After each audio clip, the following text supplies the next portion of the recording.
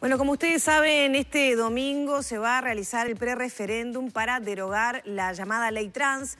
Por este motivo, la Sociedad Uruguaya de Sexología y Estudios Superiores de Sexología emitieron un comunicado en el que marcan su posición relativa a esta normativa. Y de esto vamos a estar hablando hoy con Rosana Pombo en su columna de salud, a quien saludamos. Buenos días. Bienvenida. Buen día. Gracias por la oportunidad. Y agrego, esta comunicación de la Sociedad de Sexología se suma a la del Sindicato Médico del Uruguay, a la de los médicos de familia y medicina comunitaria y también a Naciones Unidas Uruguay, bueno, que apoyan esta iniciativa en la perspectiva de derechos. Exactamente. Desde la academia, desde los profesionales, ¿cuál es la postura? Ahí está. Nos parecía, Lorena, súper importante los sexólogos, sobre todo los que pertenecemos a estas sociedades.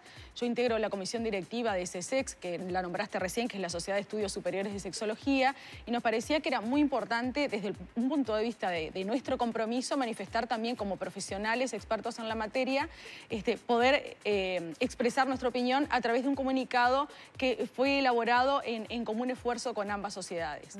En primer lugar, queremos comunicarnos también con la población para invitarlos a una lectura atenta y extensiva, completa de la ley trans, la 19.684, porque muchas veces nos hemos encontrado también con personas que de repente están emitiendo opiniones basadas más en prejuicios o en temores, sin tener una lectura acabada y exhaustiva de la ley, que eso me parece que aporta un conocimiento y una realidad objetiva que hace que de repente las personas se posicionen de otra forma ante la interpretación de la ley.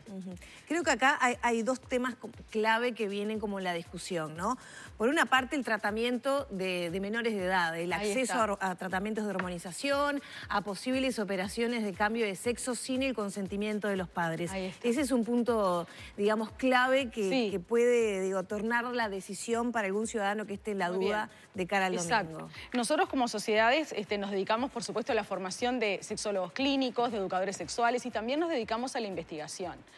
Son sociedades que tienen muchos años de trayectoria y que también nos basamos también justamente en el manual de diagnóstico de los trastornos mentales, en el manual de la OMS también, que desde hace muchos años descartó que la transexualidad, que la disforia de género fuera un trastorno. Entonces, a partir de ahí, sabemos que no se trata de que una persona decide de un día para el otro que tiene una disforia de género, que tiene una transexualidad, es decir, que no se siente identificado con el sexo biológico asignado, con el sexo jurídico, biológico, que tiene que ver con lo que es decir, una niña y un niño al nacer, un bebé, se va a decidir si es varón o mujer por su aparato reproductor, interno y externo, que es lo que llamamos el determinismo biológico.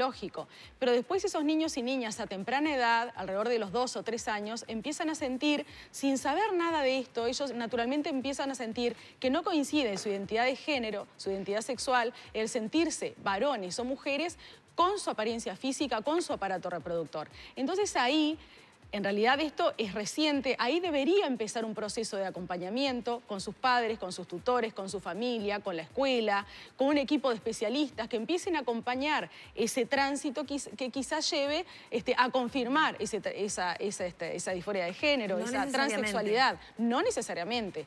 Hay un proceso de observación, un proceso de análisis, un proceso de reflexión, un proceso de diagnóstico y de acompañamiento hasta que quizás en algún momento esa persona confirma decididamente que es un transexual o una transexual. Entonces ahí empiezan también todos digamos, desde temprana edad ya, si el niño o la niña está diciendo... Me llamó la atención la edad temprana que marcás. ¿Eso se da así tan temprano? Sí, tan temprano, sí. Esto surge de la investigación clínica también, ¿no? Entonces, por ejemplo, un niño o una niña puede no sentirse conforme con cómo lo visten, por ejemplo, que una niña rechace ser vestida como nena, porque ella siente que es varón, ya desde temprana edad de repente quiere vestirse de otra forma, quiere de repente no ponerse una pollerita, quiere ponerse un pantalón, ella de repente no quiere ir al baño de las nenas porque ella se siente varón, entonces siente que hay algo que no es coherente con su sentir, con su identidad. Empiezan a sentirse que son nenas o que son varones y que les sorprende que no coincide su imagen, que no coinciden los caracteres primarios y secundarios de su cuerpo. Entonces ahí empieza el proceso de acompañamiento. Lo que pasa es que en el determinismo biológico de alguna manera queremos encasillar a que las personas desarrollen su identidad sexual determinada por ese sexo que fue asignado al nacer. Pero esto no es un descubrimiento de ahora, no es un invento de ahora. Por eso también todo este debate, ¿no? Entonces después, bueno, por supuesto que la ley no dice que, dice específicamente que los menores de edad tienen, si desean, por ejemplo, hacer una reasignación de sexo, que no todos los transexuales desean llegar a eso. Muchos solamente quieren adecuar la imagen corporal a su identidad sexual o de género, tener un rol de género, adecuarse en su comportamiento y ser tratados como su propia identidad de género. Desean hacer un cambio porque se sienten varones, no se van a llamar como una nena, pero después la terapia de reemplazo hormonal en general se realiza porque para adecuar su físico a su identidad. Pero después todo lo que tiene que ver con el cambio de genitales, con la reasignación de sexo, es un pequeño porcentaje de la población y por supuesto tienen que ser mayores de edad. ¿Y estos procesos cómo los ves en lo que contempla la ley? Porque es un poco lo que se discute, claro, ¿no? Que, por ejemplo, un niño se siente así y ya de chiquito, bueno, sí, va a ser absorbido por un equipo de profesionales que lo van a llevar por ese camino. Claro. ¿Es así? Lo que pasa es que no es que desde afuera, digamos, hay que hacer un acompañamiento psicológico también. Es un acompañamiento con expertos, con sus padres en la escuela, con la maestra, con la directora, con los otros padres. Es todo un proceso también de educación sexual porque la población no sabe de qué se trata. Se asusta enseguida si un niño o una niña sienten esa disconformidad con su cuerpo y con su sentir. Es un proceso muy largo, es un proceso de acompañamiento y que se van tomando decisiones en la medida también que se van sacando conclusiones. Pero no es que un experto, vienen los padres, dicen que el niño o la niña siente eso y ya viene un equipo de expertos y lo lleva por un determinado camino. Tiene que haber respeto. Y además existen procesos psicológicos también de evaluación y diagnóstico constante. El niño y la niña están en pleno desarrollo. Otro de los puntos es que se le otorgan determinados derechos a esta población, y derechos que la heterosexualidad no tiene, por ejemplo. Es otro de los argumentos. Claro, lo que pasa es que estamos hablando de un sector también minoritario de esta población que se ha sentido vulnerado en sus derechos en la época de la dictadura, que han sido violentados físicamente, moralmente y que por lo tanto necesitan tener un resarcimiento. Lo que pasa es que es una población que, a diferente de los heterosexuales, ha sido una población especialmente vulnerada, discriminada, incomprendida, estigmatizada, y eso les ha traído un montón de cambios también a nivel de la atención de la salud, a nivel de la inserción laboral. Es una población que realmente ha sido muy afectada, mucho más que la población heterosexual, en el caso, por ejemplo, de la persecución de la dictadura también. Y otro de los miedos, creo yo, tiene que ver con que, digamos, la consagración o concreción de algunos derechos para algunos puede generar un clima de permisividad o de todo vale que pueda desvirtuar los valores familiares o personales. ¿Cómo lo ves tú desde tu lugar de profesional? Bueno, sabemos que las familias hoy, tenemos como un ideal de la familia que es la mamá, el papá y los niños, y sabemos hoy que las familias son polifuncionales, es decir, hay diferentes modelos de familia. Tenemos que salir de esa familia que es de alguna manera también idealizada y estereotipada.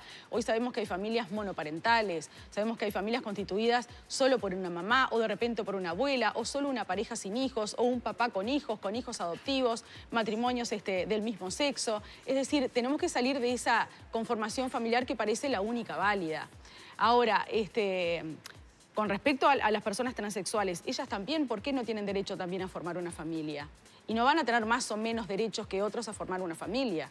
Una persona transexual tiene derecho a enamorarse, a formar una familia, a tener hijos, a adoptar hijos, igual que las personas heterosexuales, perdón. Bien, un poco estos son elementos para la reflexión de cada Son para reflexión, son justamente para que las personas se informen y reflexionen, porque hay mucho preconcepto. Y repetido mucho discutiendo, digamos, puesto arriba de la mesa en el marco de este pre-referéndum, el tema de la hormonización. ¿Qué es la hormonización? El proceso de hormonización. Bien, pongamos un ejemplo que un niño desde temprana edad está diciendo en su familia que no quiere llamarse Carlos, que quiere llamarse Karen, porque es nena. Y no entiende, en principio no entiende que sus genitales no van en coincidencia con lo que siente, se van dando cuenta con el paso del tiempo. En la medida que se va confirmando esa disforia de género, esa transexualidad, ese niño, por supuesto, cuando llegue a la pubertad, va a tener toda una eclosión hormonal, ¿sí? que va a confirmar, va a determinar también los caracteres sexuales secundarios masculinos. Y entonces, ese niño que dice llamarse Karen y que se comporta como Karen y se viste como Karen, va a sufrir mucho también con ese desarrollo hormonal. Entonces, por supuesto, esto siempre de la mano de un equipo interdisciplinario, de la mano de la protección y la anuencia de sus padres, que son los que más lo conocen y que vienen trabajando con una maestra, con una directora, con psicólogo, es decir, con psiquiatra, con un montón de especialistas que son expertos en esta materia. Entonces, claro, las terapias de reemplazo hormonales también son de la mano también de endocrinólogos. No es que se hace así al barrer, hay que ver también efectos secundarios, qué consecuencias, si esa persona está apta para recibir ese tipo de tratamiento, claro, la edad que tiene. Porque hecho de una mala manera puede ser riesgoso. Claro, por supuesto, y se va acompañando también. Lo que pasa, creo que hay como mucho miedo también a las consecuencias irreversibles, a que esta persona de repente desarrolle un trastorno después psicopatológico, que se arrepienta. Por eso insistimos en que hay que informar, hay que leer la ley bien, hay que conversar con expertos también. Antes de formular, me parece que rápidamente la persona se forma una opinión, eso creemos, desde la base de los miedos y los preconceptos, no de información legítima.